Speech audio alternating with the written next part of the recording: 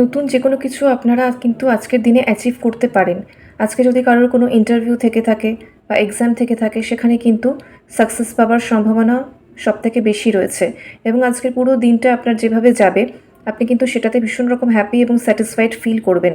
সম্পর্কের ক্ষেত্রে দেখা যাচ্ছে যে আপনার পার্সনের দিক থেকে কিন্তু কমিটমেন্ট পেতে পারেন, বা কমিটেড সম্পর্কের ক্ষেত্রেও আপনার পার্সন যে অ্যাকচুয়ালি কতটা কমিটেড সেইটা কিন্তু আপনাকে ফিল করাতে পারে, বা তার ভাইবসে আপনি সেটা ফিল করতে পারেন।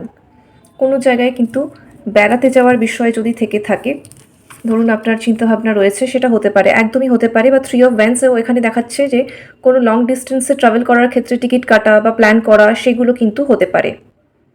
তবে আজকের দিনে লাইফ সিচুয়েশনে যে পরিস্থিতি আসুক না কেন, এখানে ডিভাইন কিন্তু আপনাকে বলছে কনফিডেন্টলি আপনি সামনের দিকে এগুন।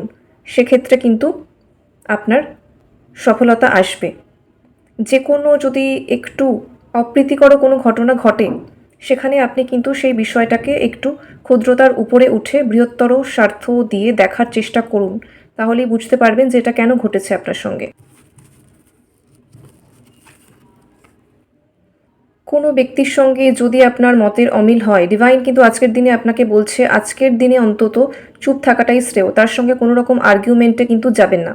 সেক্ষেত্রে আপনার কিন্তু সম্মানহানি হতে পারে। ঠিক আছে, নিজের বক্তব্যটা খুব ক্লিয়ার করে যদি বলতে পারেন, সেটা খুব শর্টে ব্রিফলি একটা সেন্টেন্সেই বলবেন। সেইটাকে বারবার প্রুভ করার চেষ্টা কিন্তু করবেন না, কারণ সেক্ষেত্রে সিচুয়েশন আজকের দিনের জন্য অন্তত আপনার ফেভারে কিন্তু থাকবে না।